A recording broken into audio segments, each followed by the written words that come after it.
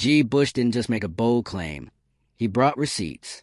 While Mary Kay Cabot publicly declared that no one inside the Browns' locker room is rallying behind Shedeur Sanders, G. Bush went a step further, unveiling actual DMs and texts from players that directly contradict her story. These aren't vague rumors or secondhand whispers. This is primary evidence showing a growing desire among Browns players to see what Sanders can do under center. It's a rare look behind the curtain of NFL locker room politics, exposing a media narrative now at odds with internal reality. This isn't just a story about one quarterback over another. It's about a team at a crossroads, struggling on the field, split behind the scenes, and increasingly divided in the face of public scrutiny.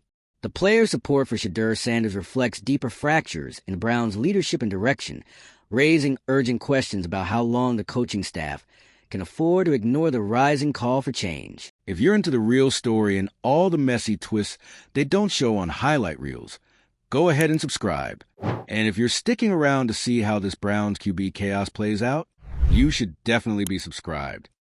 The Cleveland Browns might be spiraling toward one of the most awkward internal messes we've seen in years. And no, this time it's not about injuries or bad play calling. This time, the meltdown is fueled by receipts, DMs, screenshots, a locker room split wide open by whispers and leaks.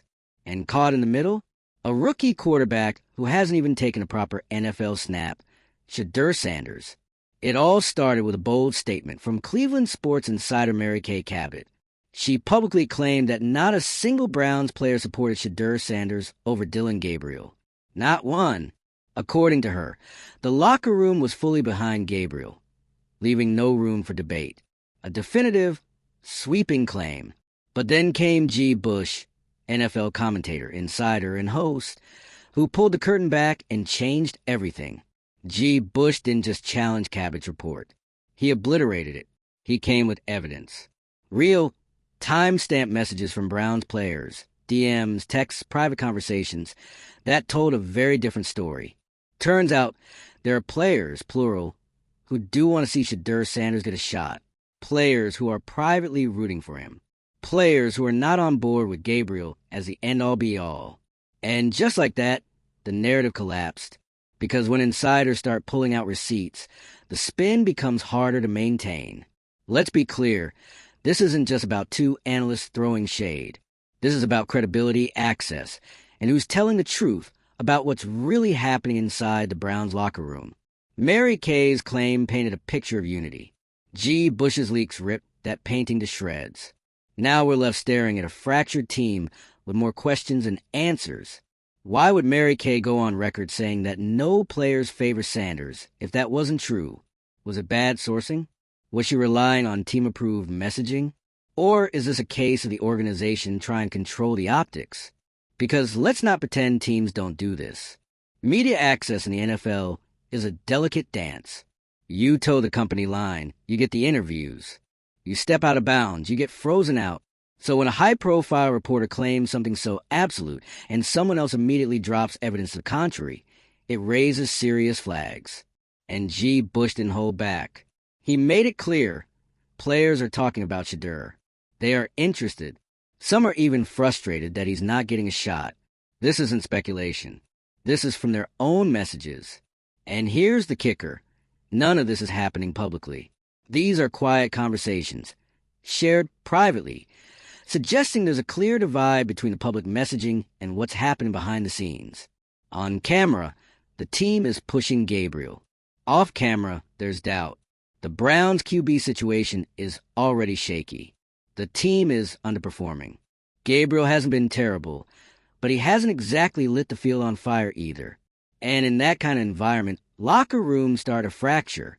Players get restless, especially when there's a flashy rookie on the bench with name recognition and potential.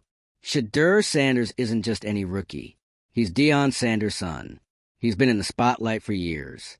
He's got star power, whether you think he's NFL ready or not. That alone makes him a subject of curiosity in the locker room. And if teammates are seeing him deliver in practice, or even just flash potential, that curiosity can quickly turn into pressure. But if you're inside the organization trying to keep the peace, that curiosity is dangerous. The coaching staff can't afford a quarterback controversy midseason. That's how locker rooms implode. So what do? They suppress it. They control the messaging. They push the idea that the team is unified, that Gabriel's a guy, that Sanders is just developing.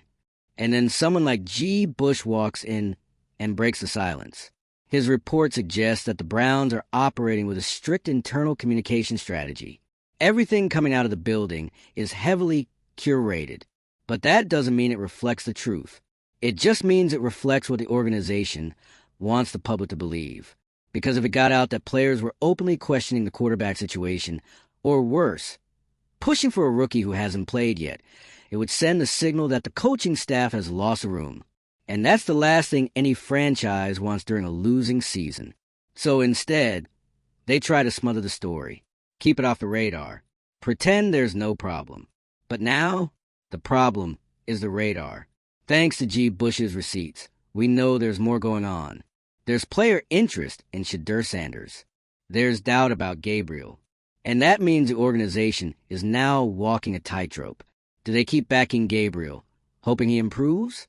Or do they acknowledge the pressure and risk a midseason QB shakeup?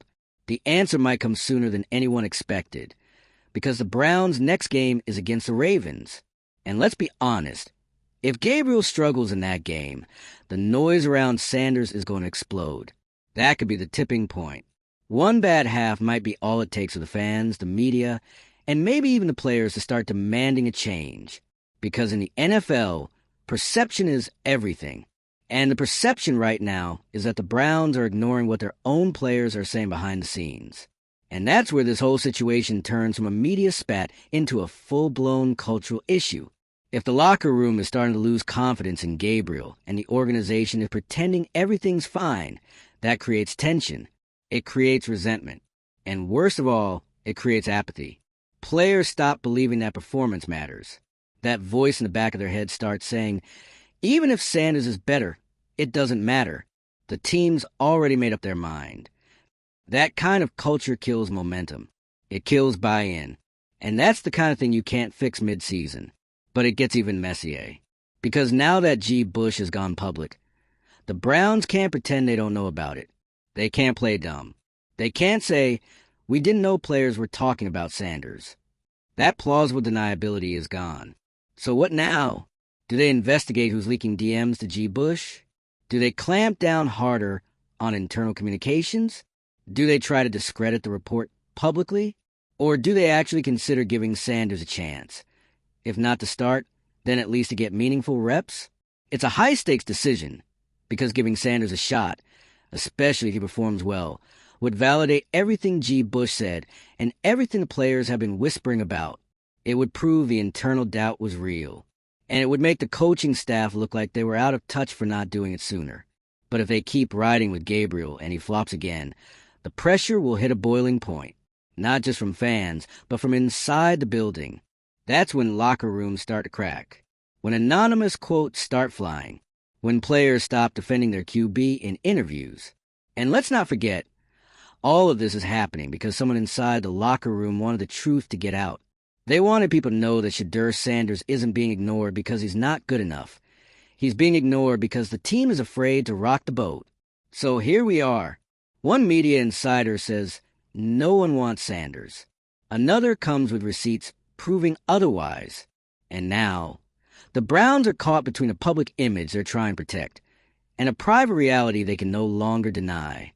Whether or not Shedeur Sanders gets his chance this season will come down to one thing: how long the Browns are willing to ignore the voices inside their own building. Because the silence, it's already been broken. If Dylan Gabriel performs, this all quiets down. But if he stumbles, even once, the locker room might not stay so quiet. What do you think? Should Shedeur Sanders get a shot now, or should the Browns wait out with Gabriel? Let us know in the comments. If you're fired up about this drama, hit that like button, subscribe for more breakdowns, and share this video with someone who still believes locker rooms always tell the truth. All right, so let's keep going, because we haven't even gotten to the part where this whole situation starts to unravel even further. The Browns aren't just dealing with a quarterback dilemma. They're staring down a full-on identity crisis. On paper, this is a franchise trying to rebuild, trying to figure out who their future leader under center really is. But behind the scenes, it looks more like a team caught in damage control mode, desperately trying to keep the locker room from imploding. The big question everyone's dancing around: why Shedeur Sanders? It's not like he's had NFL snaps. It's not like there's a statistical case to be made yet. But that's not the point. The buzz around Shedeur isn't about stats. It's about belief. It's about hope. When your starting quarterback is struggling and your record is shaky, fans, media, and even players start looking for a spark. Some kind of reset button. And right now, that button looks like it has Shedeur's name all over it. You gotta understand, players talk. Especially when a season isn't going the way it should. They talk in the locker room, on the sidelines, in group chats. And when you hear enough guys saying, "Hey, have you seen what Shedeur did in practice?" Or, "He looks sharp, man," it builds. Quietly at first, but consistently, it becomes momentum.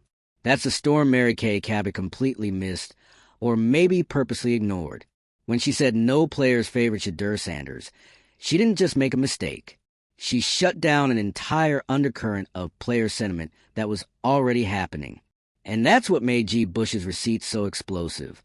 Because once you show that people are talking about Shedeur, that they do want to see him play, you don't just undermine her claim. You expose a sanitized narrative being pushed out to the public. This isn't just a media misfire. This is a full-on PR crack in the Browns Foundation. And that crack is growing.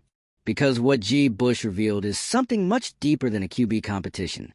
He exposed that players don't trust what's being put out publicly, that they're feeling stifled, that they're watching one guy struggle, while another never even gets a chance to try. That kind of thing festers in a locker room. It's the breeding ground for resentment, especially if guys believe they're being asked to back someone they don't fully believe in. Let's talk about that silence for a second. The kind of calculated, buttoned-up messaging we've seen from the team. On the surface, it looks like professionalism. But once the leaks start pouring out, that silence starts to feel like suppression, like control. And when players feel like their opinions aren't just being ignored, but actively silenced, that's when things get toxic. Because remember, this isn't just about Shedeur Sanders starting. It's about him not even getting a look, not even a series, not even mop-up duty in a blowout. If this were a typical development situation, fine. But when you have a quarterback underperforming, a team struggling, and a first-round talent sitting untouched on the bench, it becomes a question of why. Why won't they even entertain it? And more importantly, why are they so desperate to convince everyone that no one wants him? That's the part that stinks. That's the part that starts to feel like misdirection. Because if the Browns were really confident in their plan, they wouldn't need to manufacture support. They wouldn't need to claim the locker room is united. They'd just let the play on the field speak for itself. But when you start seeing this level of pushback from players behind the scenes, that's not nothing. That's not a random fluke. That's a sign something deeper is off. And you have to wonder, is this about football or is this about ego? Because at some point, coaching staffs don't want to admit they're wrong. Front offices don't want to acknowledge a misstep. If they publicly backed Gabriel, if they told the world he was their guy, and now they're seeing that maybe he's not, then flipping the script mid-season becomes an admission of failure. That's a hard pill to swallow in the NFL, especially when there's a guy on the bench who isn't just a prospect, but a Sanders. The name alone comes with expectations, headlines, pressure. That's a circus a struggling franchise might not want to invite. But guess what? The circus is already here. Once those DMs hit the timeline, once fans started tweeting receipts, once players started quietly confirming the buzz, there's no walking it back. The Browns can try to play the silence card. They can ignore it, pretend nothing's happening, repeat the same old lines and pressers. But the conversation has already changed. Now, every bad throw from Gabriel is going to be viewed under a different light. Every missed opportunity is going to come with a whisper. What if that was Shedeur? And that whisper is only getting louder. The Ravens game might be the most important game of the Browns season, not because of playoff implications, but because it could force the hand of the organization. If Gabriel throws a pick in the first half, if the offense sputters, if the team goes into halftime down 2 scores, the pressure won't just come from fans. It'll come from inside. That's how quarterback controversies go from simmering to boiling. One bad Sunday can change everything. And make no mistake, that's what this is now. A quarterback controversy. Manufactured or not, denied or not, it's real. G. Bush made sure of that. His report was a match dropped into a room full of gas. And Mary Kay, whether she was misled or knowingly spreading team-friendly PR, she's now tied to a narrative that's already been debunked by the people it affects most, the players. So what does the team do now? Option 1, double down. Stick with Gabriel. Ignore the noise, pretend the locker room is unified, and hope for a miracle. That could work for a week or two, but if the losses pile up, that dam is going to break. Option 2, open the door, start giving Shedeur reps, quietly maybe at first. See what he looks like with the second team. Get players talking, in a good way. Shift the energy. Control the story before it controls you. Right now, the Browns are stuck in narrative limbo. The media isn't aligned. The locker room isn't aligned. And the fan base? They've already picked up on the divide. This is about way more than just who's throwing the ball on Sundays. It's about trust, inside and out. Do the players trust the coaches to play the best guy? Do the fans trust the organization to make the right call? Do we trust the media to tell us what's really going on? The answer, on all fronts, is looking shakier by the day. And here's the irony. All of this could have been avoided if the team had just been transparent. If they'd acknowledged that, yes, there's some debate. Yes, Shedeur's potential. Yes, Gabriel is a starter for now. But the competition is ongoing. That would have cooled everything down. But instead, they tried to shut the door. Deny, deny, deny. No one wants Sanders. The team is behind Gabriel. It sounded definitive until it wasn't. Now, they're not just managing a team. They're managing a mess. So where does it end? It ends with performance. If Gabriel shows up and wins, the noise fades. Temporarily. But if he falls flat again, if the Ravens' game turns into another disaster, the calls for Shedeur will get deafening. Because when you got a team divided, a fan base frustrated, and players already texting insiders that they want change, the only thing that can hold it all together is winning. And right now, that doesn't look like a guarantee. So buckle up, because this story is just getting started. Let's not kid ourselves.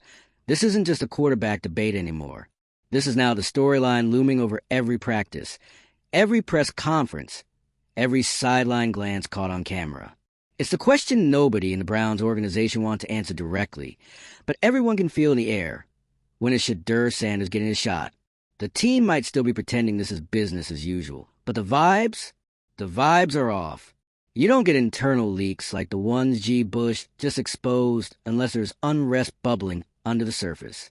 No one risks sending DMs to a media figure, especially a guy as outspoken as G. Bush, unless they've hit a wall, unless they're tired of the party line, unless they want the public to know the truth that's being quietly buried. And that truth is, some of these Browns players are done pretending. They've seen what Gabriel can do.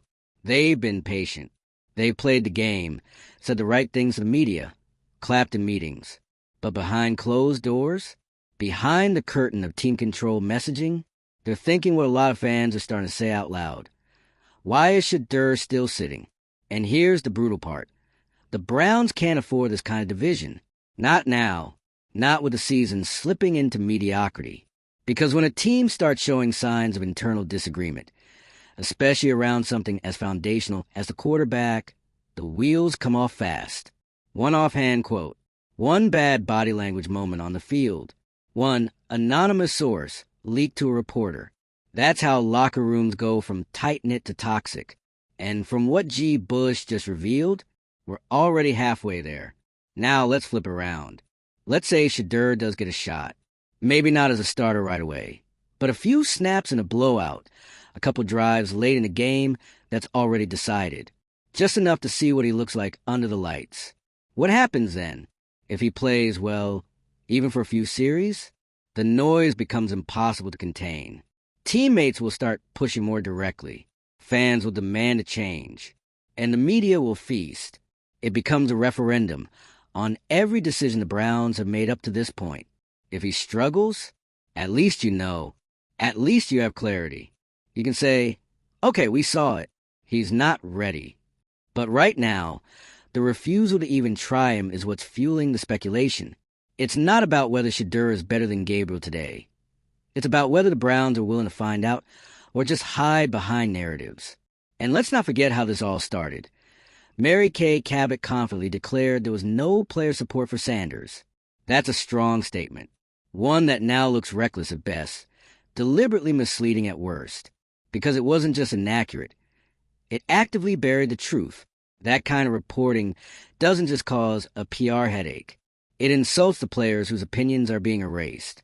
The guys texting G. Bush clearly feel like their voices aren't being heard by the media, or maybe even by the coaching staff.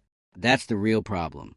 When your own team doesn't feel seen or respected, things break down fast.